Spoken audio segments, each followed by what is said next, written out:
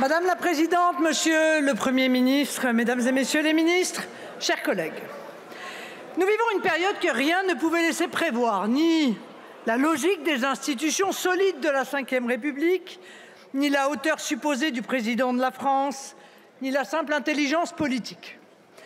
Comme des millions de Français constatant le bourbier politique et même institutionnel dans lequel notre pays se trouve enlisé, j'éprouve en prenant la parole devant vous aujourd'hui des sentiments mêlés. Les dernières élections législatives ont donné à voir le pire de la politique dont nous croyions avoir été débarrassés depuis 1958. Arrangements, désistements, combines, rien ne nous a été épargné au cours de ces 3 derniers mois. La classe politicienne, regroupée dans une sorte de parti unique, a réussi à transformer la Ve République en 4e, une construction constitutionnelle solide en un régime chancelant et presque grotesque, à faire du président de la République, censément au-dessus des partis et des factions, d'abord le chef vibrionnant et partisan de la majorité, puis le chef discrédité d'une minorité en déroute. Mais plus grave, le seul objectif de cette coalition du vide et du cynisme ne fut pas de donner à la France un projet commun positif, mais de briser un élan démocratique qui se faisait jour, d'interdire l'alternance qui est pourtant la marque et la mesure de la bonne santé d'un système démocratique. Or, mes chers collègues, pendant ces 3 mois de pantalonnade, la Terre ne s'est pas arrêtée de tourner et la situation de notre pays ne s'est pas améliorée par magie. Immigration et insécurité ont atteint des niveaux records, malgré un niveau de pression fiscale sans équivalent au monde. Nos services publics sont en état d'urgence et après 7 ans de quoi qu'il en coûte, qui ressemble de plus en plus à une vaste opération de falsification des comptes de l'État, nos finances publiques sont en crise. C'est avec amusement, j'avoue, que nous entendons se multiplier les appels à une bonne gestion des finances publiques. Admettez que nous demandions où étaient tous ces responsables lorsque nous déposions au printemps dernier une motion de censure pour dénoncer les mensonges sur l'état des finances publiques et que de LR à LFI, tous les groupes ont refusé de voter. Nous avions, sous les quolibets, souligné l'urgence de faire un audit précis des comptes publics. Manifestement, au vu des derniers chiffres émanant de Bercy, cette demande n'était pas superfétatoire. De tous côtés, le château de cartes édifié par Emmanuel Macron depuis 2017 vacille. Pour autant, par patriotisme, par égard pour nos compatriotes qui souffrent, par respect de nos institutions, et compte tenu de la tâche ingrate qui vous incombe en ces circonstances, de ramasser l'action publique que certains ont laissé choir, je vous le dis, Monsieur le Premier ministre, le mouvement national n'entend pas entraîner le pays vers le chaos, vers cette politique du pire, qui est la pire des politiques. Voilà pourquoi le Rassemblement national a fait un choix responsable. Refuser de censurer a priori votre gouvernement pour lui donner une chance, aussi infime soit-elle, d'engager enfin les mesures de redressement nécessaires. Nous tiendrons strictement à cette feuille de route, sans excès ni manigance, sans surenchère ni arrogance, mais avec le souci pragmatique du bien commun et une volonté inflexible de préserver notre pays des terribles errements du passé dont il a aujourd'hui à subir les conséquences. J'ai entendu votre timide souhait de tourner la page de 7 ans de macronisme et du tristement célèbre « en même temps », devenu au fil du temps la devise de l'impuissance régalienne, de la course à l'abîme des comptes publics et des trahisons sociales. Mais il ne faudra pas pour cela vous contenter, comme aujourd'hui, de déclarations d'intention ou de diagnostics éculés assortis de quelques gadgets consultatifs.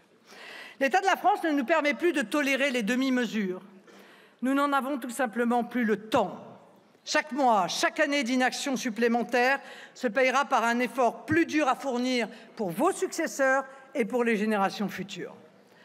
La première force parlementaire que nous formons sera donc à l'égard de votre gouvernement exigeante, c'est-à-dire attentive au respect des orientations politiques qui se sont dégagées du scrutin de juillet dernier, mais aussi soucieuse de la méthode. Certes, les uns et les autres, comme nous-mêmes, avons pu mesurer votre sens de la courtoisie assez naturel et le respect inné que vous portez aux personnes, y compris à vos adversaires. C'est là une qualité qui vous honore et qui est d'autant plus appréciable qu'elle tente à se raréfier. Je veux dire ici, et de manière solennelle, à l'attention de chacun des ministres, comme de tout détenteur de l'autorité publique issu de ce gouvernement, nous entendons que les 11 millions de patriotes qui ont voté pour notre coalition d'union nationale soient respectés. Que cessent ces attaques inutiles et injustes qui procèdent tant du mépris de classe que de l'intolérance caractéristique des totalitarismes. Ces attitudes n'honorent pas, mais surtout ne servent pas le pays, son unité, ni son modèle démocratique. Ceci étant dit, ma première demande, Monsieur le Premier ministre, est simple. Faire preuve dans tous les domaines, et non pas seulement dans celui des finances, de volontarisme. Dans le souci non pas de concilier votre aile gauche, votre aile droite ou vos partenaires exigeants, bref, toutes ces périphrases qui vous permettraient de vous parer pour justifier l'inaction du respect de médiocres équilibres partisans, mais dans le but d'avoir un impact rapidement perceptible pour tous les Français. Or, en vous écoutant, j'entends des constats, mais tout de même bien peu de solutions. Face à la flambée de l'insécurité avec la multiplication des faits divers et la prolifération d'enclaves mafieuses où les forces de l'ordre ne vont plus, qu'allez-vous faire vraiment ? Face à nos déficits commerciaux records, avec une part de l'industrie inférieure à 10% du PIB, un autre de nos points communs avec la Grèce, qu'allez-vous faire vraiment ?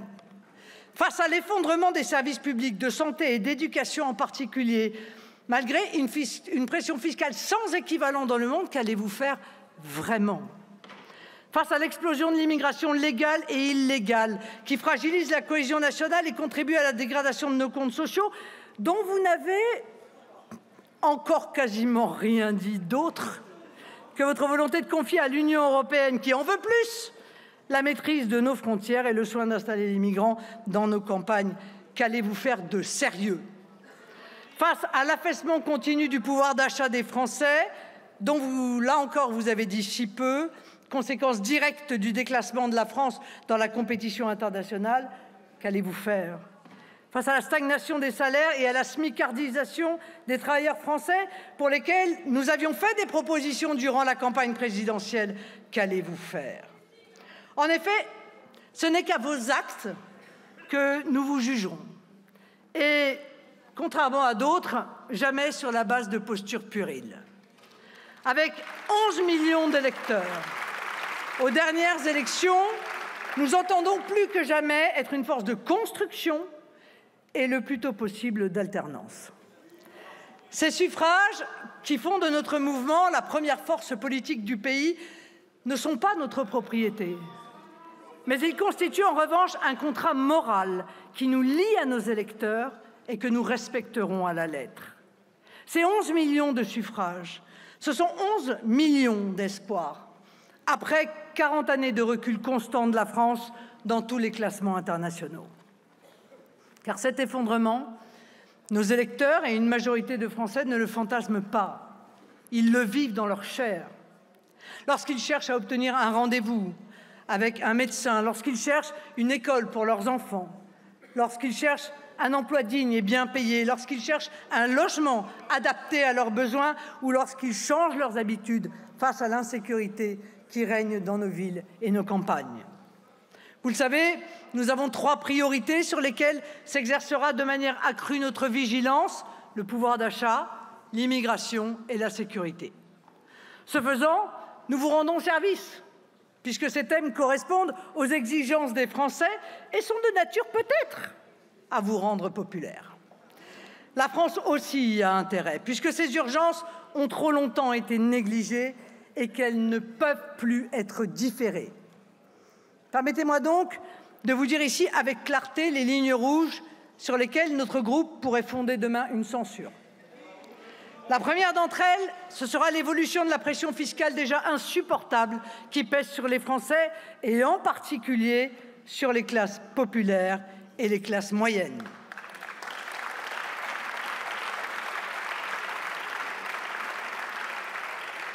Tout hausse d'impôts sur les plus fortunés, que l'on parle d'entreprise ou de ménage, devrait être compensée par du pouvoir d'achat rendu à nos concitoyens modestes qui travaillent et ont vu leur reste à vivre fondre depuis 3 ans. Vous avez sur ce sujet, Monsieur le Premier ministre, une opportunité majeure, sans mandat électif à défendre, ni aujourd'hui ni demain. Vous pouvez faire preuve de courage en réalisant les économies qui, de la Cour des comptes aux différents rapports publics sur le sujet, sont identifiées depuis des années. D'ailleurs, publiée fin 2023, une étude américaine évalue à 4 points de PIB les pertes causées par la suradministration en France. Nous le répétons depuis des années, vous avez l'occasion de le faire. En un mot, débureaucratiser. À l'hôpital, suradministré depuis des années, dans le portefeuille territorial où intercommunalité et région entraînent gaspillage massif et perte d'efficacité, dans l'éducation nationale, alourdie par une bureaucratie surnuméraire et dépassée qui empêche les enseignants de faire leur travail. Au sein de l'État lui-même, où pullulent les agences, les comités, les organismes publics sans objet réel. Et soyez-en sûrs, nos députés seront dans cette mission non pas des obstacles, mais des soutiens si vous savez faire preuve de courage. Notre deuxième ligne rouge, ce serait l'absence du sursaut migratoire, sécuritaire et pénal qu'attendent des millions de Français. Nous vous demandons, vous qui portiez un discours si ferme sur le sujet il y a quelques années, de remettre à l'agenda dès le premier trimestre 2025 une loi immigration restrictive, reprenant à minima les dispositions censurées par le Conseil constitutionnel en janvier dernier. Et puisqu'encore une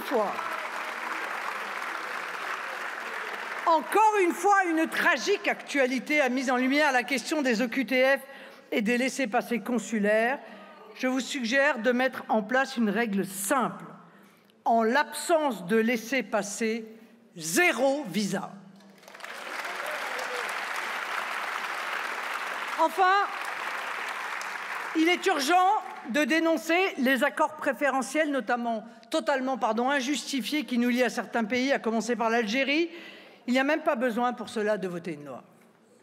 Ces mesures n'auront pas qu'un impact sur les flux migratoires. Elles auront également, vous le savez, des effets bénéfiques sur nos finances publiques et sur nos finances sociales en particulier. En effet, le nécessaire redressement des comptes ne devra en aucun cas être porté exclusivement par nos entreprises et nos ménages. Par ailleurs, nous vous demandons aussi, vous qui avez choisi en M. Retailleau, un ministre de l'Intérieur adepte des envolées lyriques sur le rétablissement de l'ordre et dont les propositions ne sont pas sans me rappeler un certain programme présidentiel, d'engager un changement profond de notre doctrine pénale. Lancer la construction des places de prison qui nous manquent en mettant un terme à l'hypocrisie qui permet à l'État, depuis des années, de renvoyer la responsabilité de son inaction aux élus locaux. Le foncier public ne manque pas, et vous le savez. Rétablissez les peines planchers et la double peine pour effacer d'un même geste la culture de l'excuse, le règne de la récidive et les tragédies suscitées chaque semaine par l'impunité dont bénéficient les criminels étrangers. Nous le devons aujourd'hui plus que jamais à Philippines, comme nous le devons aux dizaines de femmes assassinées l'an dernier par des étrangers sous OQTF. Enfin, notre troisième ligne rouge serait le refus de mettre en œuvre au plus tôt une réforme institutionnelle permettant de rendre justice aux nouveaux équilibres politiques du pays. Notre mouvement réclame depuis des années que soit instauré, comme chez tous nos voisins européens, un scrutin proportionnel.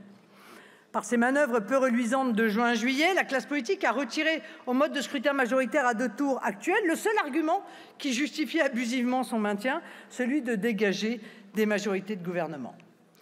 Cette démonstration par l'exemple ouvre désormais obligatoirement la voie à la réforme du mode de scrutin et j'ai entendu votre engagement de vous atteler à cette réforme essentielle.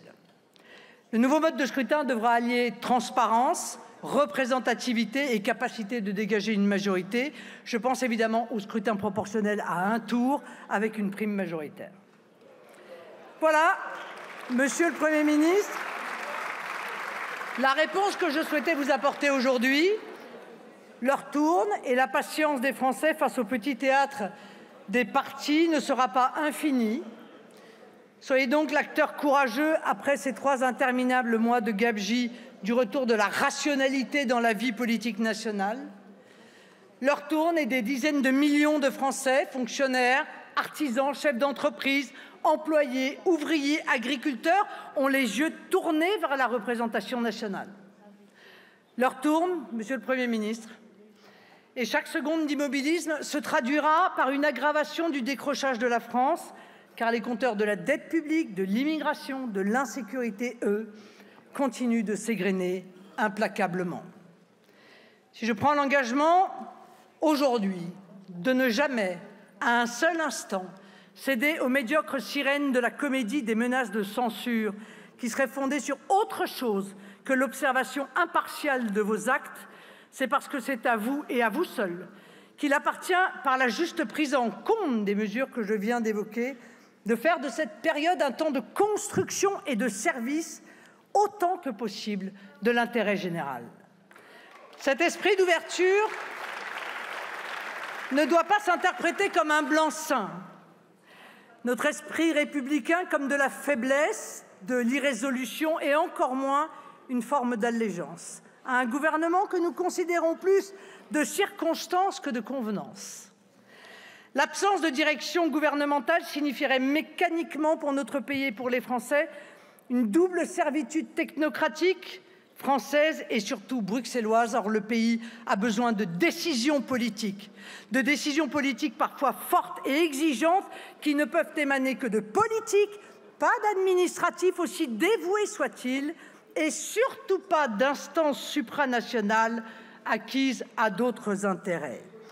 Les Français ont d'ailleurs clairement exprimé leurs sentiments, Monsieur le Premier ministre, sur les dérives de l'Union européenne aux élections européennes de juin dernier et manifestement, ils ont exigé une réorientation drastique de la construction européenne. Ne commettez pas la même erreur qu'en 2005, quand vous avez ignoré le vote des peuples. Le retour du politique que nous appelons de nos vœux, c'est aussi la condition nécessaire de la mise en œuvre de la volonté populaire. Il est la condition de la légitimité et donc de l'adhésion, de l'unité et donc de l'action. Il est la seule voie pour sortir notre pays des multiples crises graves qui le rongent, pour répondre aux graves défis que nous devons dès aujourd'hui collectivement relever. En attendant la grande alternance, nous resterons inlassablement les gardiens vigilants de l'intérêt de la France et des Français. Je vous remercie. Merci beaucoup.